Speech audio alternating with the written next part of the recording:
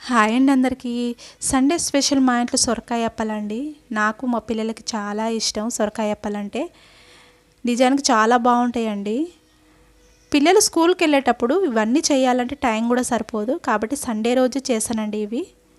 అది ఎలా తయారు చేయాలో చూపిస్తా. సొరకాయ సన్నగా తరుముకొని పెట్టుకోవాలండి. మిరియాలు, పచ్చిమిర్చి, కరివేపాకు, అల్లం, ఎల్లిపాయలు. కరివేపాకు కూడా కడిగి పెట్టుకున్న పక్కన. ఇవైతే గ్రైండ్ చేసుకోవాలండి. పచ్చిమిర్చి, అల్లం, ఎల్లిపాయలు, ఆ మిరియాలు కూడా అందులో వేసేసుకోవాలి. ఉప్పు వేసుకోవాలి. మెత్తగా గ్రైండ్ చేసుకోవాలి. ఇప్పుడు పక్కన పెట్టుకోవాలండి. ఫస్ట్ అయితే బియ్యం పిండి తీసుకొని సన్నగా తరుముకున్న సొరకాయ అందులో వేసుకోవాలి.